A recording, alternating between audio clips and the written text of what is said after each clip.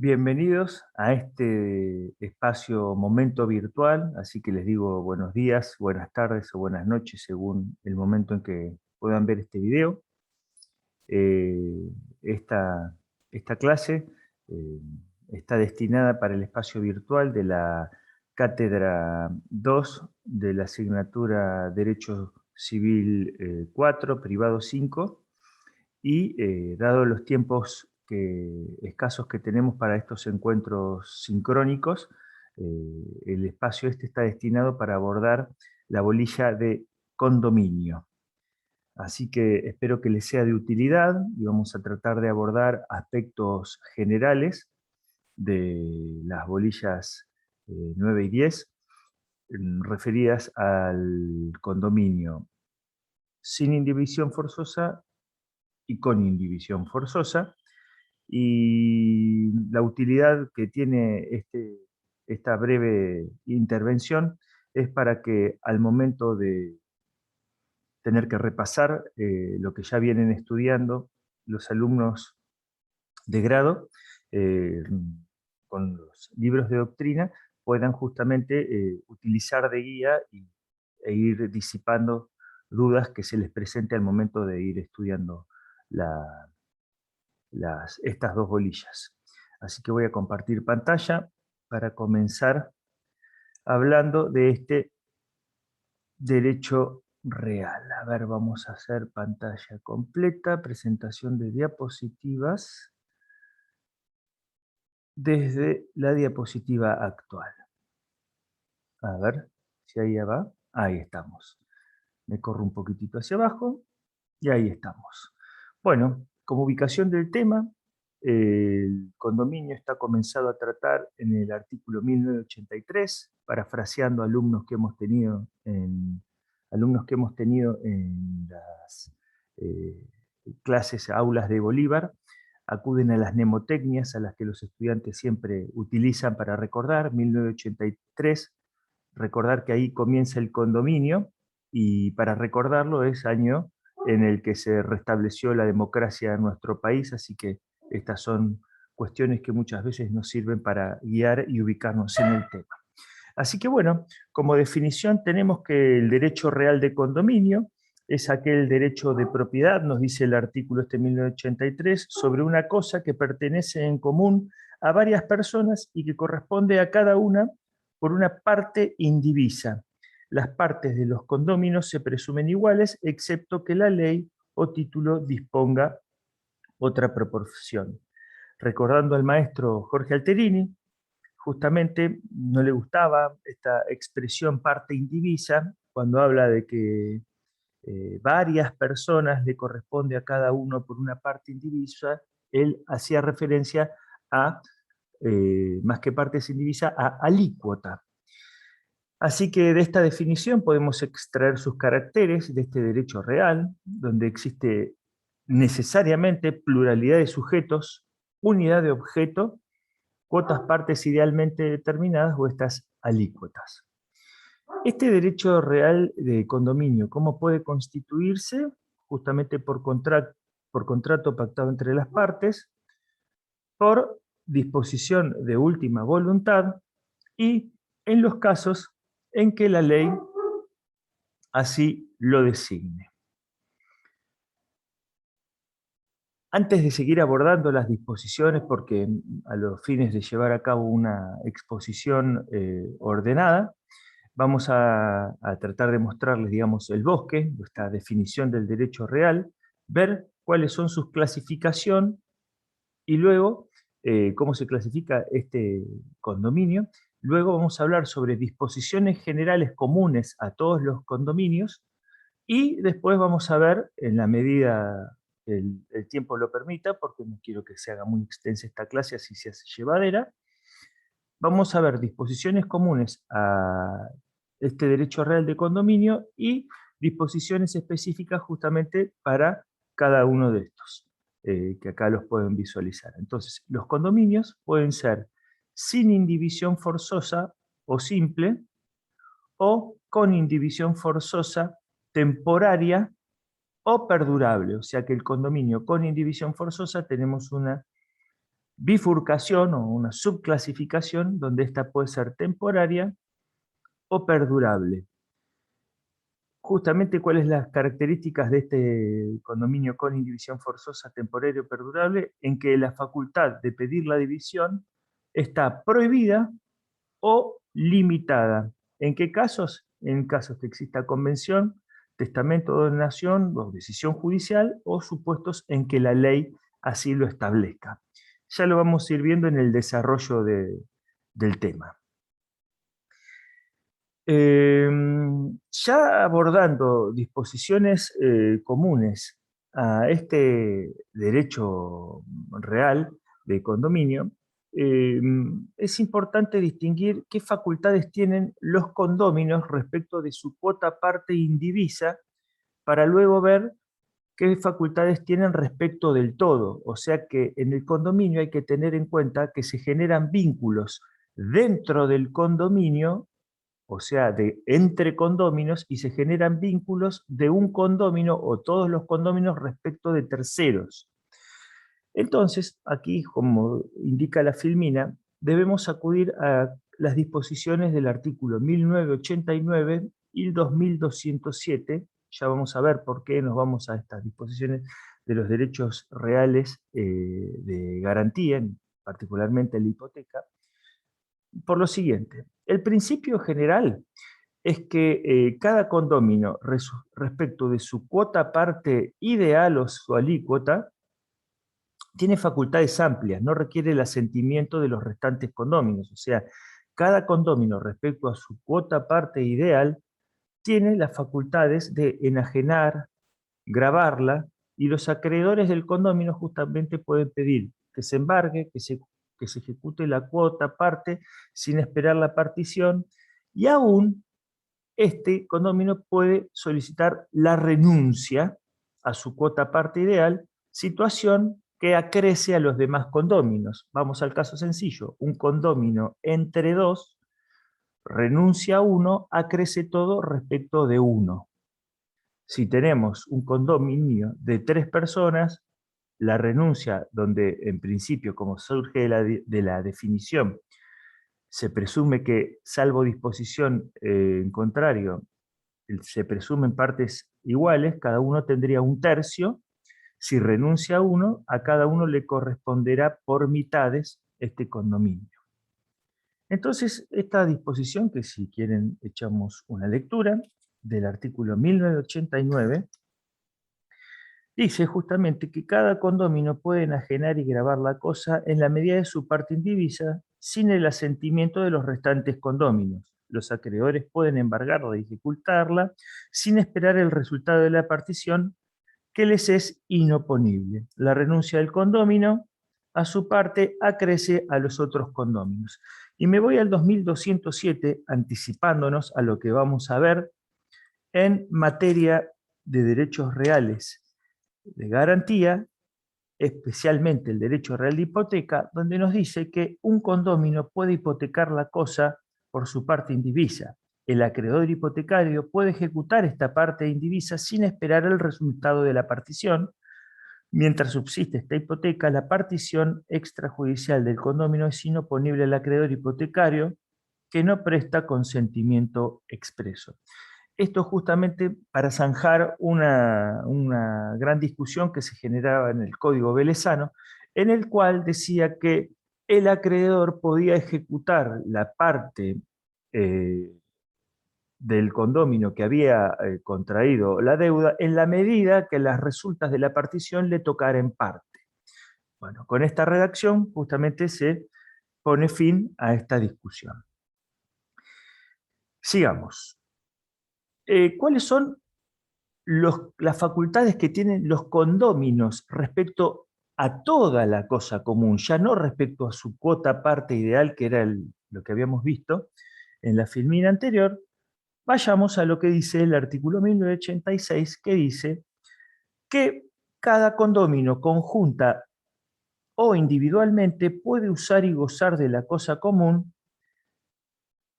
sin alterar puede usar de la cosa común sin alterar su destino. No puede deteriorarla en su propio interés o obstaculizar el ejercicio de iguales facultades por los restantes condóminos. Para esto es muy importante, seguramente viene en la filmina siguiente, tener en cuenta el artículo 1985 que dice cuál es el destino de la cosa. El destino de la cosa común justamente se determina por la convención, por la naturaleza de la cosa, por el uso al cual estaba afectada de hecho. Entonces, como ilustramos en esta filmina, las facultades, justamente respecto de toda la cosa común, es de usarla y gozarla según su destino, tiene límites cada condómino, no alterar justamente el destino, no deteriorar la cosa en su propio interés, no puede obstaculizar el ejercicio de iguales facultades por los restantes condóminos. Para la disposición jurídica y física de la cosa o de alguna parte de ella se requiere la conformidad de todos los condóminos. Nosotros explicamos siempre que cuando los condóminos quieren disponer de su cuota parte ideal o su alícuota, tiene luz verde, puede hacer lo que quiera, según lo hemos visto en la filmina anterior. Ahora, cuando cada condomino quiere disponer respecto de toda la cosa, luz roja, hay que pedir permiso y ahí se necesita el consentimiento justamente por regla de los restantes condóminos. Justamente como les explicaba recién, el destino de la cosa se determina por la convención, por la naturaleza de la cosa o por el uso al cual estaba afectada de hecho, conforme lo establece el 1985. Los condóminos pueden acordar el uso conjunto, alternado o exclusivo y excluyente del todo o parte de la cosa. Aquí justamente me remito a algunos conceptos que ya hemos visto en materia de objeto de los derechos reales, donde la definición en cuanto al objeto del derecho real permite justamente jugar con estas facultades de partición de uso, que aquí ya las tenemos tratadas. Respecto de los gastos, el artículo 1991 establece que los condóminos deben pagar los gastos de conservación y reparación de la cosa y las mejoras necesarias. Seguimos. Ya a partir del artículo 1993, que quizás, acá me corro un poquitito para arriba, si se puede ver, hay que empezar a establecer paralelismos con algunos conceptos que ustedes ya vienen manejando, porque seguramente ya han visto propiedad horizontal.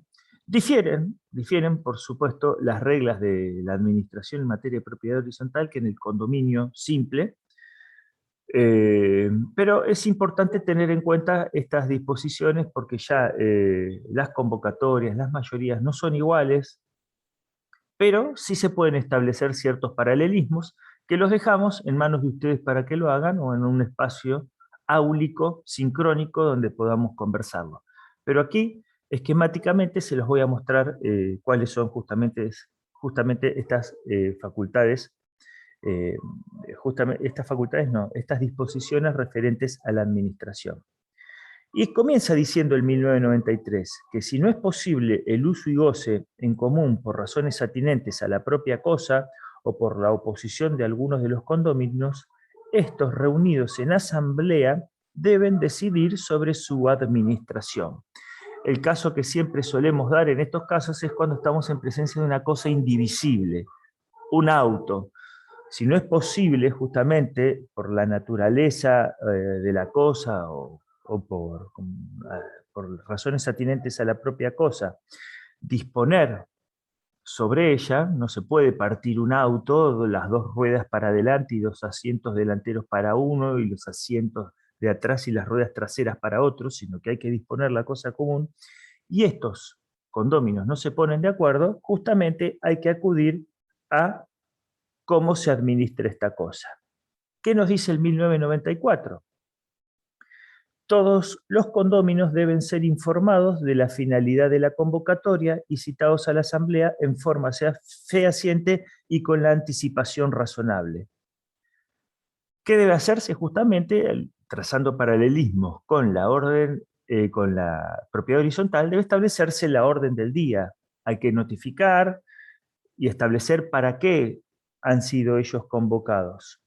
Una vez que estos han sido convocados, la resolución de la mayoría absoluta de los condóminos, aquí computada según el valor de las partes indivisas, o sea, acá lo que se contempla no es lo que más o menos se puede visualizar en propiedad horizontal, donde el dueño de una unidad funcional representa un voto. Acá predomina la mayoría de valor a los fines de computar la mayoría. Dice que la resolución de la mayoría absoluta de los condóminos computada según el valor de las partes indivisas, aunque corresponda a uno solo, obliga a todos. En caso de empate, debe decidir la suerte. ¿Qué es lo que ocurre? Cuando no se ponen de acuerdo y tenemos un condomino que es dueño del 75% y otro u otros que representan el 25%, inexorablemente el que tenga el 75% representativo del valor de la cosa, por más que haya dos personas que nominalmente constituyan dos personas, pero ellos tienen el 25%, va a lograr mayoría que el que tenga mayoría de valor. Y esta decisión justamente obliga a todos. En caso que exista empate, vayamos al condominio de 4, donde cada uno, un condominio de 4 personas que tienen 25% cada uno, dos están a favor de una decisión. Por ejemplo, consideramos que hay que alquilarlo la cosa a determinado valor, 100 pesos, y los otros dicen, no, hay que sacarlo a locación, el destino de la cosa, a 150, decidirá la suerte. Esto difiere un poco de lo que establecía Vélez Sarsfield, que decía que lo decidirá el juez según la suerte.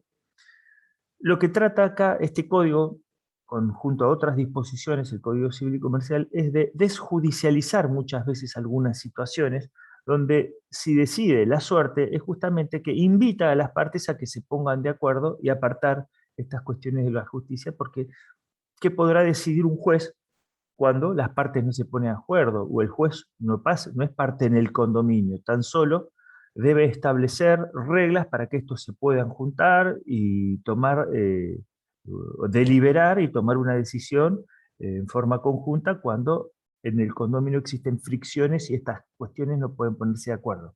Tengamos en cuenta que muchas veces se arriban las disposiciones del condominio cuando hay conflictos familiares y no tenemos un marco, por ejemplo, entre fallecimiento de un eh, eh, causante que deja herederos y estos no se ponen de acuerdo, bueno, justamente las normas del condominio muchas veces se ponen en juego subsidiariamente. Y acá hay que tener en cuenta algo que quizás pasé por alto en un comienzo para hablar, donde tenemos que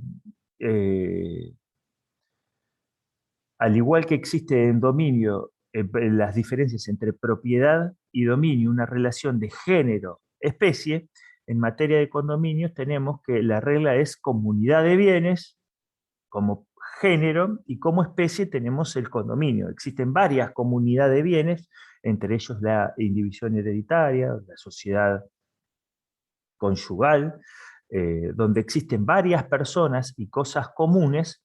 Bueno, junto al condominio, ahí englobamos eh, como género la comunidad de bienes, y el condominio es una especie dentro de esta justamente comunidad de bienes donde existen reglas específicas para esto. Bueno, retomando con este tema de administración, repasemos estos conceptos que hemos dicho, que bueno, cuando no es posible el uso y goce de la cosa común por parte de los condóminos, justamente la decisión se toma en asamblea entre los condóminos. Esta asamblea debe convocarse de manera fehaciente, con debida anticipación, y la convocatoria establece los temas a tratar, la denominada orden del día. Estas decisiones que se toman por mayoría absoluta se computa, como les había dicho, por el voto de los condóminos según el valor de su alícuota. Y justamente los frutos se dividen en función de la cuota parte, salvo estipulación en contrario. Si existen frutos, existe una presunción de que se dividen por partes iguales, a menos que el acto constitutivo del condominio establezca funciones diferentes. Y aquí acudo a esto que yo les comento permanentemente,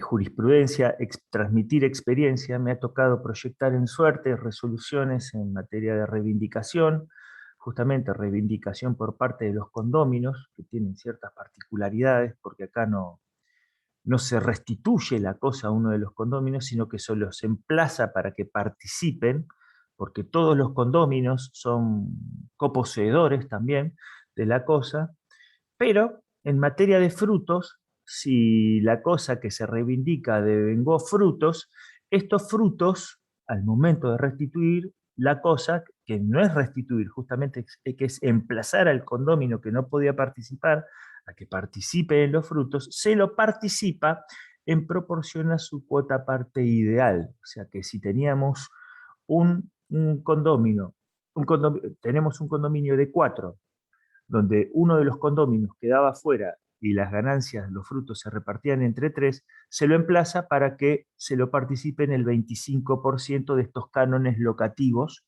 como frutos civiles que son, respecto de los cuales no se lo participaba. Obviamente con intereses, más daños si había. Pero bueno, estos son ejemplos que en la práctica suelen darse.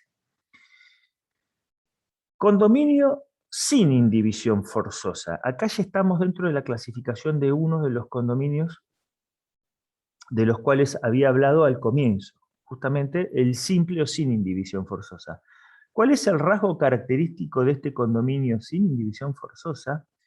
Es aquel condominio en que la partición puede ser pedida en cualquier momento por cualquiera de los condóminos. Esto es importante tener en cuenta, sobre todo para el alumno de grado, cuando hablamos de partición, que es la forma típica en la cual se divide el condominio, justamente hay que acudir a las reglas de la división de la herencia. Como se indica acá, el artículo 2363 nos habla de la partición. Entonces, justamente las normas del 1996 a 1998 deben ser leídas necesariamente a la luz de este artículo 2363. La partición, justamente, es aquel acto por el cual esta cuota parte ideal se materializa. Entonces, las formas de realizar la partición, según la forma en que pueda realizarse, puede ser en especie, en dinero o mixta. Y según su emplazamiento, el lugar donde puede ser o puede realizarse puede ser privada o judicial. Según la modalidad en que ésta puede realizarse, si estamos, como les decía recién, frente al ejemplo del auto, que es una cosa indivisible, inexorablemente, si no se ponen de acuerdo los condóminos, se puede dividir lo obtenido de la venta de la cosa. Ahora, si una de las partes quiere quedarse con el auto y desinteresar a la otra pagándole la mitad, encontraremos que uno se quedará con la cosa y el otro se quedará con dinero. Estamos en presencia de una mixta. Algunos reciben la cosa o parte de ella y otros el dinero proporcional a su cuota parte.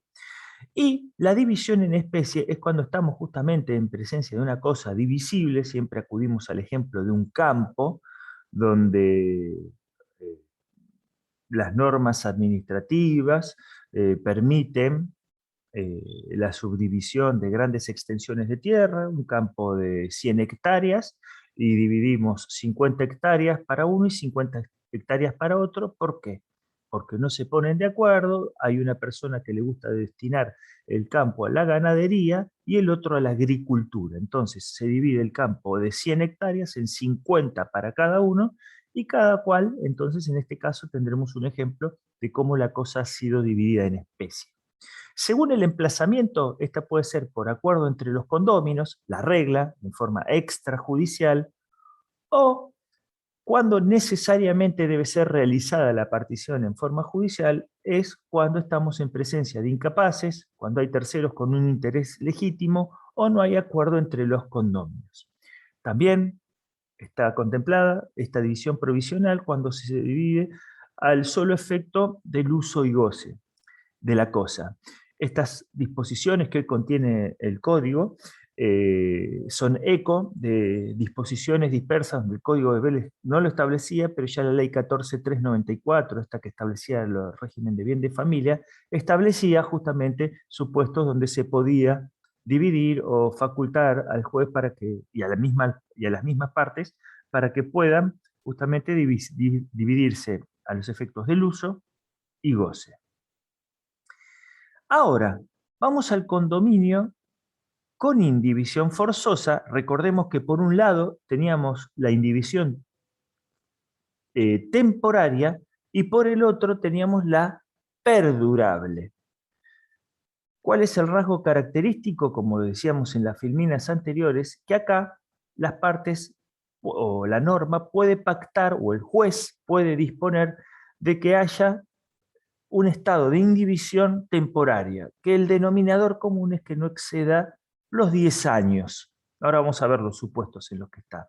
En cambio, el condominio con indivisión forzosa perdurable es aquel que dura, no, creo que parafraseando al profesor Alterini, no es perpetua.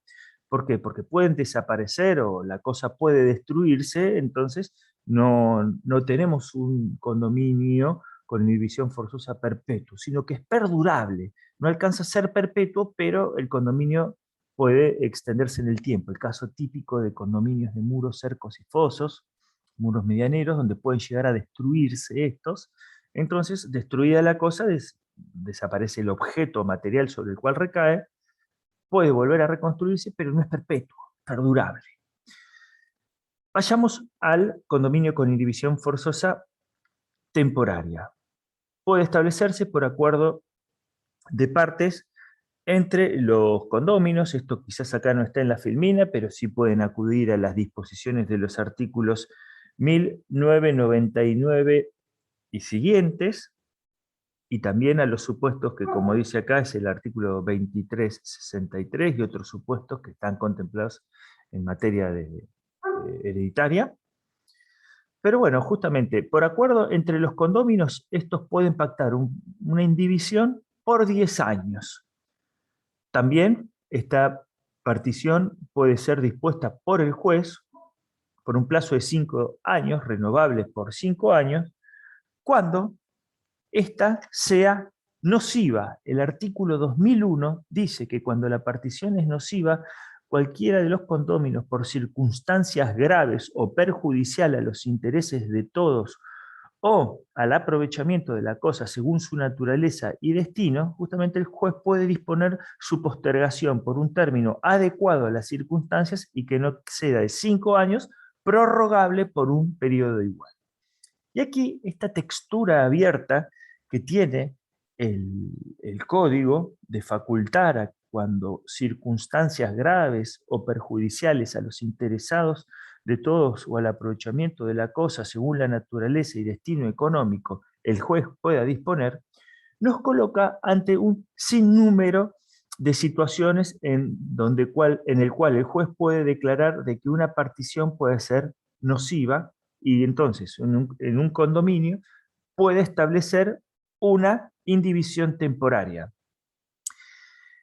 Vamos de los casos más sencillos se me ocurre en este momento comentarles, es que cuando existe una sociedad de hecho entre personas convivientes y, por ejemplo, un abogado que representó a las partes no puede cobrar su representación que ha tenido con los abogados y pide justamente que se divida la cosa que era común para cobrar sus acreencias. En este caso, muchos jueces resuelven o han resuelto la jurisprudencia que no pueden interponerse los intereses del abogado por sobre el de las partes y generar que esta cosa se divida para que unos cobren, porque a su vez hay otros intereses más importantes, que es el derecho a la vivienda, o el carácter alimentario, o esta convivencia que pueden tener los condóminos respecto a su inmueble donde viven con sus hijos,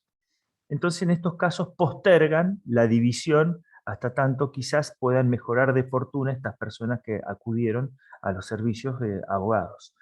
Hay otros casos que la doctrina menciona permanentemente, que es cuando existen causas graves, hechos del príncipe o acontecimientos de la naturaleza, eh, o épocas de crisis, donde no es aconsejable dividir una cosa porque el valor del mercado respecto a inmuebles está muy deprimido, entonces puede llegar a ser perjudicial o nocivo para las partes que una cosa sea dividida y sacada a la venta, porque justamente el valor que pueden llegar a sacar en determinados momentos eh, no es aconsejable porque el valor del mercado está deprimido. Y así un sinnúmero de casos.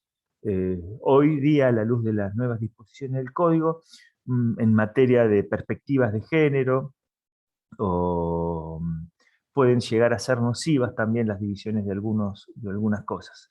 Bueno, otros supuestos. Por disposición del testador, por un plazo de 10 años, o sea, el testador puede imponer a sus herederos que cuando existan bienes que hayan sido dejados en herencia, puedan establecerse una indivisión durante 10 años o un plazo mayor si es que hay menores, hasta que los menores logren la mayoría de edad y puedan tener la madurez suficiente para disponer de estas cosas. Bueno, justamente el causante, justamente el testador, puede imponer a sus herederos una indivisión por 10 años. Por disposición del cónyuge supérstite, o sea, cuando el cónyuge considere que se trata de un establecimiento comercial, industrial, agrícola, ganadero, que constituye una unidad económica, también por 10 años, o hasta la muerte de este, según establece en 2332, puede establecer un estado de indivisión. Estos supuestos, justamente, esta indivisión pactada por los herederos, por el cónyuge supérstite o por el testador, eran supuestos que estaban establecidos en la ley 14.394, ya derogada de esta ley del bien de familia, que hoy justamente se incorporan estos supuestos en los artículos que acá les comentamos. Hay una cuestión a tener en cuenta, que el condominio no puede renunciar a la acción de partición por tiempo indeterminado. Esta acción de partición nunca puede ser eh, impedida de realizar. Sí puede ser privado temporalmente de realizarla, pero justamente la acción de partición es imprescriptible. Otros supuestos de pacto con indivisión forzosa temporaria es el pacto entre herederos por 10 años, por imposición de uno de los herederos cuando la cosa constituye una unidad económica por 10 años. Esta partición anticipada se lo faculta, así todo, si existe una indivisión temporaria, que el juez, si le son invocadas razones fundadas, éste pueda acceder a que concurran circunstancias graves que hagan aconsejable dividir la cosa anticipadamente más allá del pacto de 10 años. La cara contraria, si quieren verse, la partición nociva. El juez puede disponer cuándo puede ser nocivo la partición, pero también puede acudirse al juez para que éste establezca de que la indivisión perdure a través de motivos fundados. Este puede anticipadamente establecer que la división debe ser realizada antes del acontecimiento de estos 10 años. ¿Por qué? Porque es oportuno, en materia de mercado, que un inmueble sea vendido en determinado momento y a futuro en otro. Obviamente, a través del dictamen de peritos tasadores y otros demás profesionales intervinientes en expedientes o causas donde se aleguen estas cuestiones. Y las cláusulas de indivisión y cese anticipado solo producen efecto respecto de terceros desde su inscripción en los registros. Hay que estar a qué tipos de cosas, frente a qué tipos de cosas están, si están ante cosas registrables, hay que ver cuáles son los efectos de la Constitución, pero debe darse publicidad en estos casos. Obviamente para que surta efecto respecto de terceros. Condominio, ya pasamos a otro capítulo del Código 2004 y siguientes, donde ya pasamos, vimos el condominio simple, condominio con disposiciones comunes a los condóminos, condominio con indivisión forzosa temporaria. Ahora vamos a los condominio con indivisión forzosa perdurable, donde encontramos dos supuestos o más. Ya los vamos a ir viendo, y también acudimos a la lectura concentrada y seria de los alumnos para poder entender estos temas, porque tan solo a través de esta filmina y de esta explicación vamos a dar elementos para que ustedes al momento de la lectura puedan manejarse con mayor claridad para poder entenderlos. Condominio con indivisión forzosa perdurable encontramos dos supuestos. Condominios sobre accesorios indispensables al uso común de dos o más heredades, y otro de los supuestos son los condominios de muros, cercos y fosos, que son justamente condominios establecidos ante supuestos en que la ley, acá estamos en presencia de un condominio donde la ley establece que hay un condominio. Es el condominio del muro que divide un inmueble de otro lindero, cercos o fosos. Sepan disculpar la interferencia de fondo, pero tengo a mi mascota bastante alterada. Son esos ladrillos de fondo, pero que no nos distraigan. Bueno, el condominio sobre accesorios indispensable al uso común de dos o más heredades es el que está contemplado en el artículo 2004. Dice: existe indivisión forzosa cuando el condominio recae sobre cosas afectadas como accesorios indispensables al uso común de dos o más heredades que pertenecen a diversos propietarios. Mientras subsiste la afectación, ninguno de los condóminos puede pedir la división. Acudamos. Hace poco estuve en un viaje en Mendoza, donde había un inmueble al cual se accedía al fondo de un terreno común. Teníamos un terreno común, pero el acceso al inmueble donde yo me hospedaba en el fondo era un acceso común. Respecto de ese acceso común, ninguno de las personas en este inmueble puede arrogarse facultades propias, porque respecto de ese, como es indispensable para el uso, para el acceso de dos o más heredades, respecto de ese existe un condominio con indivisión forzosa perdurable. Existen también otros supuestos, por ejemplo, pozos de agua que son comunes al uso de varios inmuebles, casos que parafraseaba el ya fallecido doctor Corna, cuando era necesario atar caballos a palenques comunes. Bueno, respecto a eso nadie podía arrogarse derechos exclusivos porque pertenecía a varios condóminos. Sigamos. ¿Qué pasa con este condominio? Vamos a ver los supuestos más o menos que podemos tomar como abstracción a estos condóminos. Podemos mencionar los supuestos. Es cuando recae sobre cosas afectadas, repetimos, como accesorios indispensables al uso común de dos o más heredades pertenecientes a distintos propietarios. Dura, mientras dura o subsista la afectación. Si cada uno de estos inmuebles que les contamos puede tener de por sí acceso a la vía pública y no es necesario contar con un comunicador común, justamente va a subsistir el condominio sobre estas partes.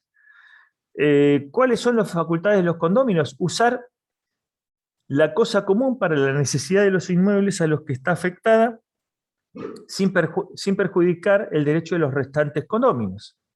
Bueno, aquí tenemos justamente que si este accesorio es para acceder a un lugar común y es de paso, el destino y la cosa es el paso. Si es para sacar aguas, ese será el destino y no puede justamente perjudicar el derecho de los demás. Ya pasemos al condominio de muros, cercos y fosos, que son respecto a esto que ya venimos viendo, los conocimientos acumulativos. Este es un condominio de origen legal. Vayamos a cómo pueden constituirse justamente los derechos reales. Este es un derecho real de origen legal. Vamos a ver justamente según qué muros. Por eso es interesante e importante al momento de la lectura e interpretar las disposiciones del código, libros de doctrina, establecer esta enumeración que hace el 2006 de qué tipos de muros tenemos. Hay que distinguir muros desde el punto de vista físico y muros desde el punto de vista jurídico. Muros desde el punto de vista físico podemos mencionar al muro encaballado y contiguo, porque desde el punto de vista jurídico los muros pueden ser medianeros o privativos de uso exclusivo. ¿Por qué? Vamos a la filmina siguiente. Si tenemos esta vista aérea, muros desde el punto de vista físico, acá tenemos una vista aérea. A los efectos de tomar en cuenta esta vista aérea, hay que acudir cuando hay conflictos de medianería a agrimensores que determinen este eje divisorio, que es esta línea punteada. Vamos a tener que el muro contiguo es aquel cuyo uno de sus lados toca el eje medianero y se encuentra construido sobre el inmueble de uno de los condóminos, vecinos condóminos. En cambio, el muro encaballado es aquel que se encuentra asentado mitad y mitad sobre cada muro divisorio. O sea que el eje divisorio atraviesa o se encuentra asentado mitad y mitad sobre el terreno. Tengamos en cuenta, esto es una vista aérea. ¿Por qué? Porque no necesariamente el muro contiguo puede llegar a pertenecer desde el punto de vista jurídico exclusivamente al condominio respecto al cual se encuentra asentado el muro. Así tampoco, aunque parezca que desde el punto de vista físico, este muro que está asentado 50% en el inmueble vecino y 50% en el otro inmueble vecino, necesariamente va a pertenecer a ambos. Puede que pertenezca, desde el punto jurídico, el muro encaballado puede ser muro medianero, o sea, en condominio con indivisión forzosa a ambos, o podemos encontrarnos que el muro contiguo, que aparentemente se encuentra asentado sobre el inmueble de uno de los condominios, pueda ser muro medianero, o sea, que pertenezca en condominio con indivisión forzosa perturbable a ambos. ¿Se entiende? La distinción desde el punto de vista físico es según dónde se encuentra asentado el inmueble. La distinción desde el punto de vista jurídico importa a quienes pertenecen. En resumen, no necesariamente el muro contiguo pertenece exclusivamente a uno de los propietarios, porque puede pertenecer a ambos, y el muro encaballado no necesariamente es un muro que pertenezca a ambos, porque puede pertenecer exclusivamente a uno. Veamos. ¿Cómo puede adquirirse justamente la medianería? A través de la contribución. Se emplaza al vecino para que el muro sea construido por mitades. También este condominio puede nacer a partir de que el vecino se sirve o lo utiliza, coloca tirantes, aprovecha, realiza excavaciones en el muro para que por allí circulen cañerías o cualquier otro tipo de acto material sobre él significativo. Eso genera la adquisición o el punto de partida del nacimiento de la medianería, respecto de la cual nace un derecho creditorio, el derecho de cobro, que lo vamos a ver esquemáticamente, o también puede adquirirse por prescripción, donde hay que jugar con las reglas de la prescripción liberatoria, por la acción de cobro de medianería y prescripción adquisitiva, porque también esta medianería puede nacer por justamente el transcurso del tiempo y el apoyo. Adquisición de la medianería en el muro encaballado, justamente también a requerimiento del constructor vecino. Si este inmueble se construye mitad y mitad, o sea, quizás en honor a la brevedad no voy a llegar a abordar esto, lo voy a dejar en la lectura, pero con esta explicación creo que puede llegar a quedar bastante claro, es que el primer constructor tiene la prerrogativa de asentar el inmueble en zonas urbanas, esos arrabales, dice el código, mitad y mitad. ¿Cómo lo hace? Primero a requerimiento del constructor vecino. Asiento la mitad del terreno en mi inmueble y la otra mitad en el inmueble vecino. Para esto le puedo requerir, a los fines de la solidez, estructura, le puedo pedir al vecino si quiere construirlo a media, requerimiento. El vecino requerido puede hacer facultad de abandono o renunciar a la medianería. En este caso, el inmueble construido desde el punto de vista físico, encaballado, puede pertenecer exclusivamente a aquel que lo construye. Acá pueden ver gráficamente esto que le digo, que no necesariamente el muro encaballado es necesariamente que pertenezca a ambos, porque frente al requerimiento, el vecino puede justamente hacer abdicación a la medianería. Y cuando no hay requerimiento, ¿cuándo nace la medianería? Y aquí, en doctrina, Gurfinkel de Wen, de Kipper, Mariani de Vidal y Alterini acuden justamente a que ustedes profundicen que existen, bueno, varias teorías de cuándo nace la medianería, cuando no hay requerimiento alguno. Algunos dicen que hay un supuesto de expropiación particular, o hay propiedad del constructor, o justamente son normas aplicables a las del condominio.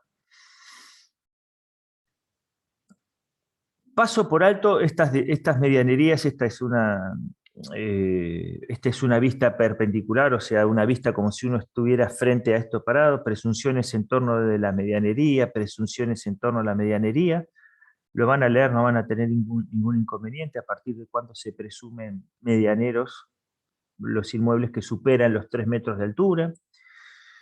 Sí es importante tener en cuenta cuáles son los derechos y obligaciones de los condóminos, utilizar y servirse de la pared conforme al destino, no causar deterioros ni comprometer su solidez, tienen derechos y obligaciones de los vecinos en un pie de igualdad, no hay nadie que sea superior, concurren en 50 y 50, y ambos tienen facultades materiales respecto de la cosa en la medida que no comprometan la solidez o la estructura del condominio.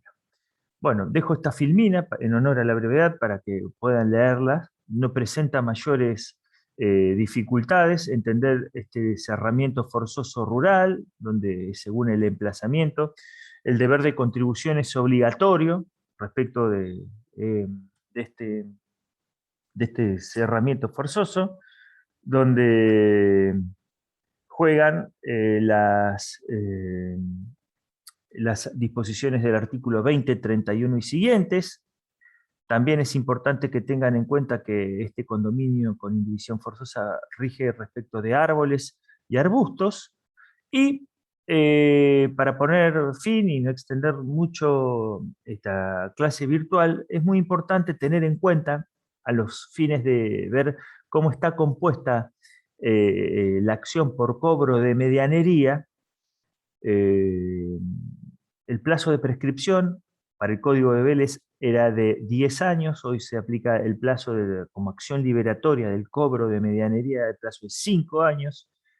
Hay que ver a partir de cuándo comienza este cobro de medianería, que tiene 2 puntos de partida, puede ser el momento en que se construye o el momento a partir del cual el condómino comienza a servirse, es el momento a partir del cual comienza a regir el plazo. ¿Cómo está compuesto el valor que se reclama en el cobro de la medianería? Porque si la medianería se cobra respecto de un muro contiguo, se deberá pagar la mitad del terreno más la mitad de los materiales empleados para la construcción. En cambio, si se trata de un muro encaballado, lo que se cobra pura y exclusivamente es el valor de los materiales, dado que está construido en terreno vecino, y hay que ver justamente dónde está asentado. Muy importante para tener en cuenta, se los menciono a título enunciativo, donde se justamente asienta el inmueble, dónde se asienta el inmueble y cómo nace la medianería, y justamente esto es, para poner, perdón, es que me distraje un poquitito, ya para poner fin a esto, es muy importante que acudan a la lectura de los fallos plenarios de las cámaras civiles de Capital Federal, bueno, y Cava, antiguos, que han determinado a través de fallos muy interesantes. Les menciono uno que es muy elocuente, que muchas veces se utiliza, que es Gallero de Simonetti contra Bogopolsky. Hay otros fallos más de medianería donde establecen justamente, a pesar de que la acción de cobro de medianería ya haya prescripto, de todos modos, nace el condominio, y una cosa es el derecho personal al cobro de medianería y otra cosa es el nacimiento del derecho real de condominio con indivisión forzosa, en este caso perdurable, que genera vínculos de derechos reales entre las partes a pesar de que la acción de cobro de medianería se encuentre prescripta. Espero les haya sido de utilidad. No quiero que esta clase se extienda, así que en breve va a estar disponible esta clase virtual. Buen estudio y hasta cualquier momento, consultas por cátedra virtual, y bueno, también lo subiremos al canal de YouTube. Saludos, buenos días, buenas tardes o buenas noches, según el momento en que estén viendo este video. Hasta luego.